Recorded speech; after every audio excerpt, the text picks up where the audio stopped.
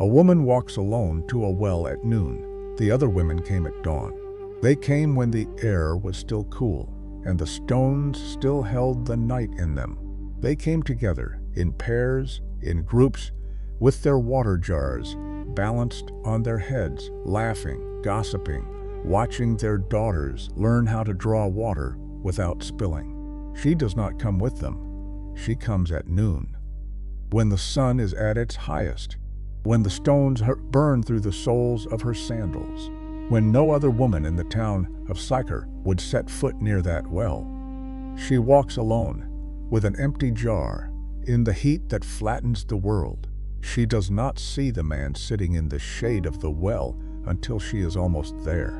He is dusty, he is tired, he is a Jew, and she is a Samaritan. And that should be the end of the story. Jews did not speak to Samaritans. Men did not speak to women in public. And rabbis especially, did not address a woman they did not know alone in an open place, with the sun bearing down and no one else around. It would have been scandalous in her culture. It would have been disqualifying in his. But he looks up and he says, "Give me to drink." That is the first private conversation between Jesus of Nazareth and a woman recorded in the Gospel of John. It is not the last. There were others. There were many others. A woman dragged out of a bed at dawn and thrown into a temple courtyard. A woman bleeding for 12 years, hiding in a crowd. A foreign mother on her knees asking for crumbs. A grieving sister at her brother's tomb. A weeping disciple in a garden at sunrise. And one more. One last woman. The seventh one. The one he would speak to from a cross, with the weight of every sin in human history on his shoulders and the sky going dark above him. We will get to her, but not yet. Here is what most people miss. In the world Jesus was born into, a rabbi named Eliezer would later say, "Better to burn the words of the Torah than to teach them to a woman." That was not a fringe opinion. That was the cultural water. Josephus, the Jewish historian, recorded in his Antiquities that a woman's testimony was not even admissible in a court of law. Her word, legally, did not count. And yet, in the four Gospels, in the public ministry of Jesus, there are at least 7 private, named, recorded conversations between Jesus and a woman. 7 encounters that should not have happened. 7 women who, by every cultural rule of their time, should have been invisible to him. And every single one of them walked away changed. This is not a story about women in the Bible. This is not a story about gender. This is not a story about doctrine. This is a story about a man who, in a world where men did not speak to women in public, stopped and looked and said her name 7 times. 7 women. 7 moments where the most influential rabbi who ever lived broke the rules of his culture to look directly at a woman the world had decided was not worth seeing. We are going to walk through every one of them. We are going to do it in order. We are going to start with the woman at the well, because she was first. And we are going to end at the foot of a Roman cross, because that is where his last conversation with a woman happened. And you need to understand the first 6 before that last one will land the way it should. Stay with me, because by the time we get to her, to the 7th one, you are going to hear the word he used differently than you have ever heard it before. So let us go back to the well. The town is called Sychar. It sits at the foot of Mount Gerizim, in the country the Jews called Samaria, and the country the Samaritans called home. The well is older than the town. It is older than the road. Jacob dug it, the locals will tell you, 1,000 years before Christ. Travelers stop there. Shepherds water their flocks there. And on this particular afternoon, a man from Galilee is sitting on its low stone wall, alone, because his disciples have gone into the town to buy food. He is thirsty. He has been walking since morning. The well is deep, and he has no bucket. And then she comes. You already know what she looks like by now. The woman who walks alone in the heat. What you do not know yet is her history. She has had 5 husbands. The man she lives with now is not her husband. In a village of maybe 300 people, everybody knows. The other women know. The men know. The children know. That is why she comes at noon. Jesus opens with 7 words. Give me to drink. She stops. She looks at him, and she says, and listen carefully to this, how is it that thou, being a Jew, askest drink of me, which am a woman of Samaria? She is not being rude. She is naming the impossibility. You are a Jew. I am a Samaritan. You are a man. I am a woman. We have at least 4 reasons not to be having this conversation. Why are you having it? And the conversation that follows is the longest recorded private dialogue Jesus has with anyone in the 4 Gospels. Not with Peter, not with John, not with his mother, with a Samaritan woman who came alone to a well because the other women would not be seen with her. He tells her about living water. He tells her, with no preamble, that he knows about the 5 husbands. She does not deny it. She turns the conversation to worship. Where to worship, how to worship, the old quarrel between her people and his. And he tells her something he has not told anyone yet in John's Gospel. He tells her plainly who he is. I that speak unto thee am he. The Messiah of Israel reveals his identity for the first time in the Gospel of John. And he does it to a Samaritan woman with 5 ex-husbands. At noon, at a well, alone, she drops her water jar. She runs back into the town she had been avoiding. She tells the people who had been whispering about her for years to come and see a man. And the Bible says many of the Samaritans of that city believed on him because of her words. The Greek word he uses to address her, by the way, is gunai. In English, it sounds harsh, woman. In 1st century Greek, it was respectful. It is closer to ma'am than anything else. Remember that word.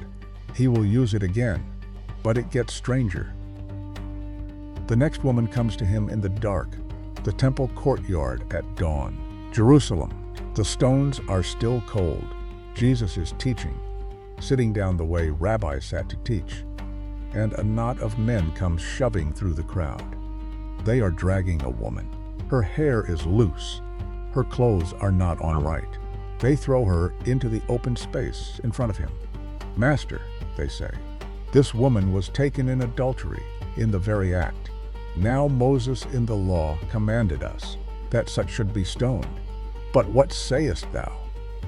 Now pay attention to what is wrong with this picture.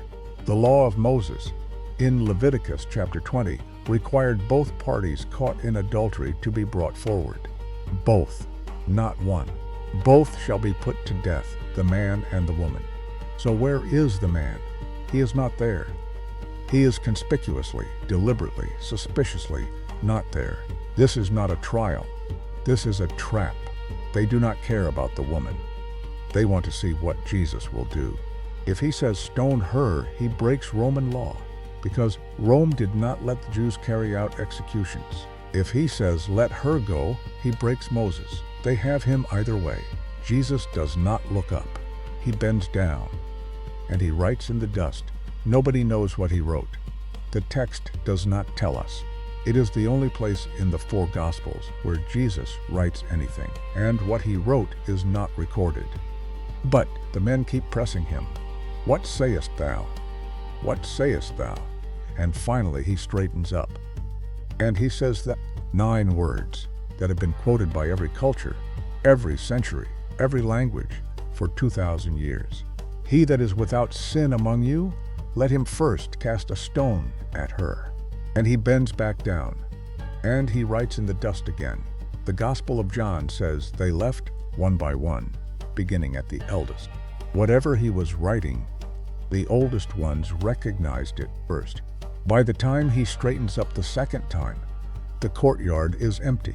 There is only the woman, standing where they threw her, waiting to die. He looks at her. He uses the same word he used at the well. Gunai, "Woman, where are those thine accusers? Hath no man condemned thee?" she says. "No man, Lord." And Jesus says, "Neither do I condemn thee. Go, and sin no more." He does not say her sin did not matter. He says it was no longer the thing that defined her. She walked into that courtyard a death sentence. She walked out a free woman. 2 conversations down, 5 to go. And the third one, the third woman, does not say anything to him at first. She does not even let him see her face. She has been bleeding for 12 years. In Leviticus chapter 15, a woman with a continuous discharge of blood is ritually unclean. Anyone who touches her becomes unclean. Anything she sits on becomes unclean. Anyone who touches what she sits on becomes unclean.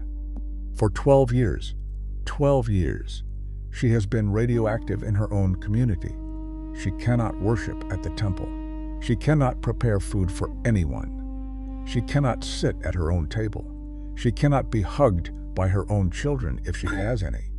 She cannot be held by her own husband if she has one. She is alone in a way that is hard for a modern person to imagine. The Gospel of Mark says she had spent everything she had on doctors. They could not help her. She only got worse. And then she hears that Jesus is passing through her town. She does not push to the front. She does not call out his name. She does what an unclean woman, by every rule of her culture, had to do. She stays at the back. She keeps her head down. She slips through the crowd. And she reaches out, just her fingertips, and touches the hem of his garment. Just the hem. Just the fringe. The tassels at the corner of his prayer shawl. She thinks, if I can just touch his clothes, I will be healed. And she is. She feels it. The Bible says she felt in her body that she was healed of that plague. 12 years of suffering, gone in an instant, and then Jesus stops walking, and he says out loud to a crowd that is jostling him on all sides, "Who touched me?" His own disciples laugh at him. The crowd is pressing you. What do you mean, who touched me? But he knows. He has felt virtue go out of him. He keeps looking until he finds her. She comes forward, trembling. She falls down in front of him. She tells him, the Bible says, all the truth, all of it, 12 years of it, in front of a crowd that knows what she is. And Jesus looks at this woman who has been called unclean in her culture for 12 years, by her neighbors, by her relatives, by her priests, by the law itself. And he says to her one word that he never says to any other woman in all 4 Gospels. He says, daughter. The Greek word is thugater. It is a word of belonging, a word of family, a word a father uses for a child he loves. After 12 years of being unclean, he calls her daughter. Daughter, thy faith hath made thee whole. Go in peace, and be whole of thy plague. 3 conversations, 3 impossibilities. A Samaritan with 5 husbands, an adulteress condemned to die, a woman the law itself called untouchable, and 3 women who walked away from Jesus of Nazareth as something other than what they had been when they came. 3 women so far. A Samaritan with 5 husbands, dropping her water jar and running back into a town she had been avoiding. An adulteress walking out of a courtyard alive when she should have walked out dead. A woman called unclean for 12 years, called daughter in one afternoon. 3 impossibilities, 3 encounters that, by every rule of his culture, should never have happened, and we are not even halfway through. Before we go on, do me one favor. If this is hitting you the way it is supposed to hit you, if you are listening to this and you are feeling something, hit subscribe. I make a video like this one every week, and the algorithm will not show you the next one unless you tell it to. And in the comments, tell me which of these 3 has stayed with you so far. The Samaritan, the adulteress, the bleeding woman. Which one did you see yourself in? Because we have 4 more to go, and the last one, the 7th one, will break you. The fourth woman is not a Jew. She is not a Samaritan either. She is something worse in the eyes of first century Israel. She is a Canaanite, the Phoenician coastal region, Tyre and Sidon. Her people and his people have been enemies for more than 1,000 years. The Old Testament names her ancestors as the ones God told Joshua to drive out of the land. She is the descendant of nations Israel was at war with before there were kings, before there was a temple, before there was anything, and she has a daughter. The daughter is sick, not the kind of sick a doctor can fix. The Gospel of Mark says she has an unclean spirit. In Matthew, the mother calls it being grievously vexed with a devil. Whatever it is destroying her child. And this woman has heard that there is a Jewish rabbi in her region who can do something about it. She finds him, she falls down at his feet, and she begs. What Jesus says next is one of the hardest things he ever said to anyone. He says, "It is not meet to take the children's bread and to cast it to dogs." You read that in English and you flinch. Did he just call her a dog? The Greek is slightly softer than the English. The word is kunarion, a small dog, a house dog, not a street mongrel. But it is still a hard saying. He is using the cultural shorthand of his own people. The Jews were the children of the covenant. Anyone outside the covenant was, in the language of the day, a dog, he is saying. Using the words his own audience would have nodded at. My mission is to Israel first, not to you. This should be the end of the conversation. She is a Canaanite. She is a woman. She has come uninvited, and he has just said no. What she says next is one of the most extraordinary sentences in the New Testament. She does not argue with his metaphor. She does not protest. She does not run away. She takes the metaphor, the one he just used to put her in her place, and she sharpens it. Truth, Lord. Yet the dogs eat of the crumbs which fall from their master's table. You hear what she just did? She did not deny what he called her. She agreed with it. Yes, I am a dog. I am outside the covenant. I am not the child at the table, I know. But even the dogs get the crumbs. Even the dogs. And I am not asking for the loaf. I am asking for a crumb. It is the only time in any of the 4 Gospels that anyone wins a verbal exchange with Jesus, and Jesus stops. You can feel him stop in the text. O woman, great is thy faith, be it unto thee, even as thou wilt. And in that same hour her daughter is healed. He uses that word again, by the way. Gunai, woman, the same word he used at the well. The same word he used in the temple courtyard, O Gunai, megale su hispistis. O woman, great is your faith. He has only called 2 people's faith great in the entire gospel record. One was a Roman centurion. The other was this woman, a Canaanite mother who would not stop asking for crumbs. 4 conversations. The 5th woman is not begging for a crumb. She is grieving. Her name is Martha. She lives in a village called Bethany, about 2 miles from Jerusalem. She has a sister named Mary and a brother named Lazarus. Jesus is friends with all 3 of them. Really friends, not just acquainted. The Gospel of John says it plainly. Jesus loved Martha and her sister and Lazarus has died. Martha had sent word to Jesus when her brother first got sick. Lord, behold, he whom thou lovest is sick. And Jesus had not come. He had stayed where he was, 2 days longer. By the time he finally walks up the road to Bethany, her brother has been in the tomb for 4 days, in the heat, in a cave with a stone rolled across the mouth of it. She hears that Jesus is coming, and she does something her grief should not have let her do. She gets up, she runs out of the house, she meets him on the road, and the first thing she says to him is the thing she has been thinking for 4 days. Lord, if thou hadst been here, my brother had not died.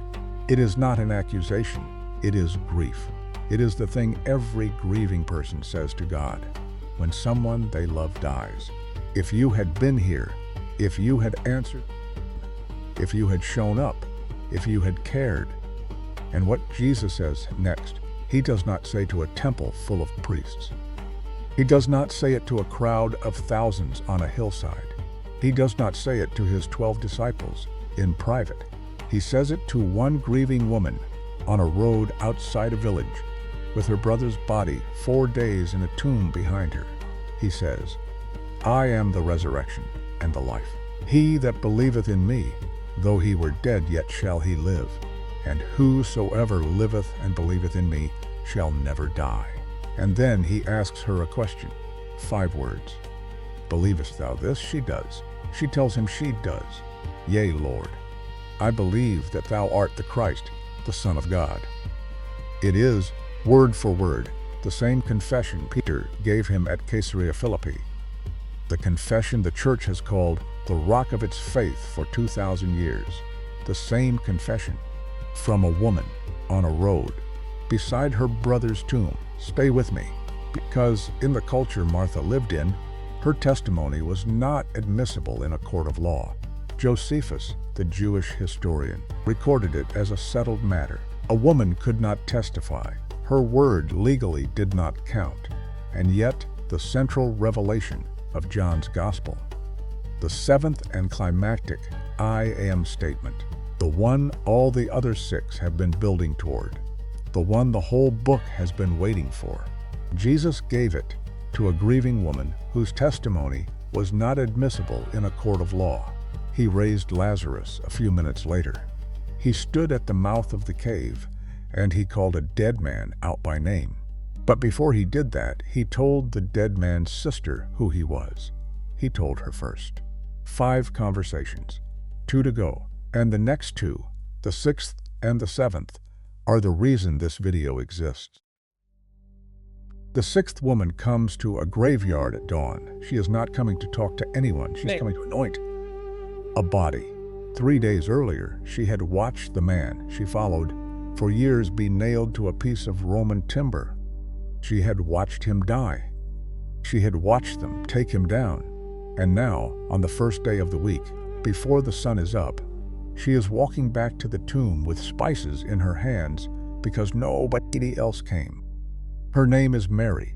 She is called Magdalene, meaning she is from the town of Magdala, a fishing village on the western shore of the Sea of Galilee. The Bible tells us one specific thing about her past. Luke chapter 8, verse 2. Mary called Magdalene, out of whom went 7 devils. You need to sit with that for a second. 7 devils, 7 unclean spirits. Whatever that means, in whatever way it was happening in her, she had been the kind of broken that most people in her town had probably given up on.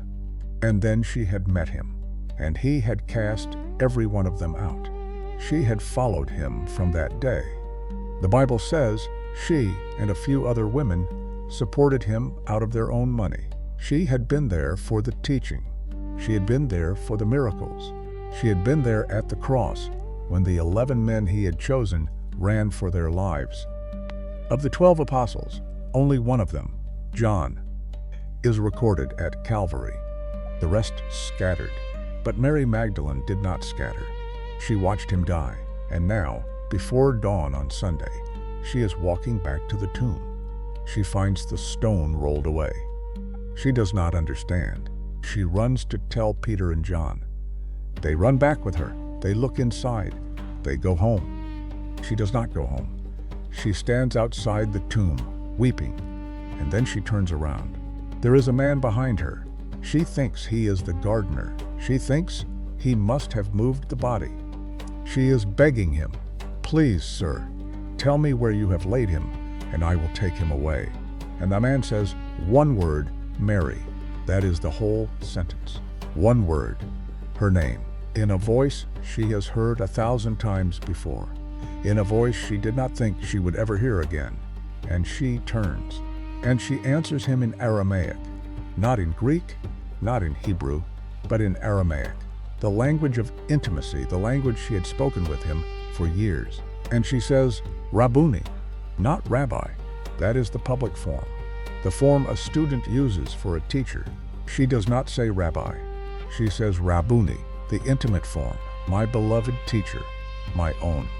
Augustine, the church father who lived 300 years later, wrote a sentence about her that the church has repeated for 16 centuries.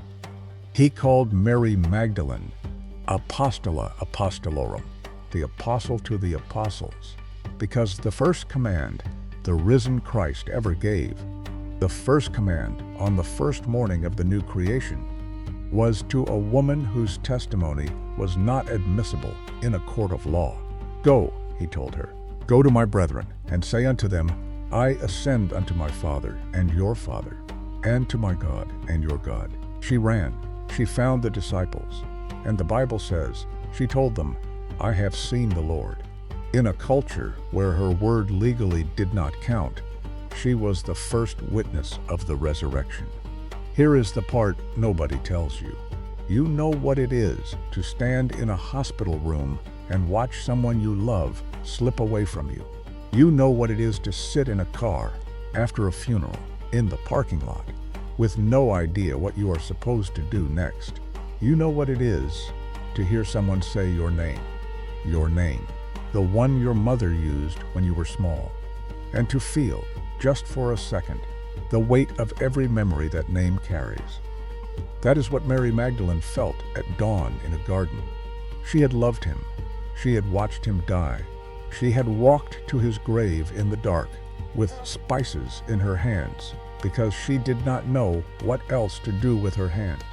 And in the worst week of her life, in the place she least expected it, in the voice she least expected to hear, he said her name, one word, Mary, and every grief she had ever carried collapsed under the weight of that one word. 6 conversations, 1 left.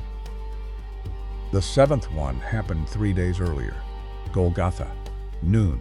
The sky has gone dark in the middle of the day in a way the historian Fleegun would later record from as far away as Lydia. A man is dying on a piece of Roman timber. He has been beaten so badly, the prophet Isaiah said, you would not recognize him as a man anymore. He has been hanging there since the 3rd hour. He has 6 more hours to live, and at the foot of the cross, his mother is standing. Her name is Miriam. In English, she is probably in her mid-40s. She gave birth to him in a stable in Bethlehem, in a town she had walked to 9 months pregnant. She had wrapped him in strips of cloth and laid him in a feeding trough because there had been nowhere else to put him. She had run with him into Egypt in the middle of the night because a king wanted to kill him. She had lost him in the temple at 12 and found him 3 days later, teaching the doctors of the law. She had watched him grow up. She had watched him leave home. She had watched him be baptized in the Jordan. She had watched him heal the sick and raise the dead and feed the hungry. And now she is watching him die. She did not hide. She did not leave him to die alone. She stood at the foot of the cross and she watched. He looks down. Through whatever fog of pain and blood loss and exhaustion he is in, he looks down and he sees her and he says the same word he said at the well, the same word he said in the temple courtyard, the same word he said to the Canaanite mother, the same word he said to Mary Magdalene at the wedding at Cana when his ministry began Gunai. Woman, behold thy son. He is not talking about himself. He is looking at the disciple John, standing next to her. He is giving her a new son to take care of her. He is, in the last clear conversation of his life, making sure his mother will not be alone. And then he turns to John, and he says, behold thy mother. The Bible says, from that hour, that disciple took her unto his own home. That is the 7th conversation, the last private conversation Jesus of Nazareth ever had with a woman before he said, it is finished, was with the woman who gave him life. He used his dying breath of clear speech to make sure she would be cared for. The first miracle of his public ministry happened at a wedding in Cana, when his mother told him the hosts had run out of wine. He had called her Gunai then too. Woman, What have I to do with thee? Mine hour is not yet come. That was the beginning. This was the end. The same word, the same voice, the same woman. 3 years between them. And in those 3 years, he had stopped and looked and said, of a Canaanite mother on her knees, of an adulterous sister on a road, in a temple courtyard, of a bleeding woman in a crowd, of a weeping disciple in a garden, and now, last of all, of his own mother at the foot of a Roman cross. 7 women, 7 conversations, 7 impossibilities. And then he said, "It is finished," and he died. So what do we do with that? Takeaways. And the last one is the one you came for. First, the facts. He had at least 7 recorded private conversations with women in the 4 Gospels. A Samaritan at a well, an adulteress in a temple courtyard, a bleeding woman in a crowd, a Canaanite mother on her knees, a grieving sister on a road, a weeping disciple in a garden, and his own mother at the foot of a Roman cross. 7 women, 7 cultural impossibilities. 7 moments where the most influential rabbi who ever lived broke every rule of his society to look directly at a woman the world had decided was not worth seeing. And every one of those conversations is still being read aloud in churches, in hospitals, in prisons, in living rooms, in kitchens, in bedrooms, 2,000 years later. That is the first thing. Here is the second. Whatever you have done, wherever you have been, whatever has been done to you, there is no version of you that he would not speak to. The well at noon, when you were avoiding the other women. The temple courtyard at dawn, when they were dragging you. The crowd, when you were hiding at the back with your hand reaching for the hem of his cloak. The foreign town, when you were begging for crumbs. The graveside, when you thought you were going to drown in your own grief. The garden, when you thought he was the gardener. He went to all of them, and there is not a single place you could go that he would not go to find you. And here is the third, when he was finally hanging on a Roman cross with the weight of every sin in human history pressing down on his lungs, when every breath was a separate act of will, and every word cost him something. He was not going to get back. When he had only a few breaths of clear speech left in him on the last day of his life, the conversation he chose to have was with a woman. He used a dying breath to make sure his mother would not be alone. That is who he was. That is who he is. So tell me in the comments, of the 7, Samaritan, adulterous, bleeding, Canaanite, grieving, risen, mother, which one has stayed with you the longest? And tell me why. I read them. I read all of them. And if this gave you something, if it changed something in you, if it made you see him differently than you saw him an hour ago, hit subscribe. There is another one coming next week. I want it to find you, because in a world where men did not speak to women, he would not stop speaking to them. Not at the well, not at the tomb, not even from the cross.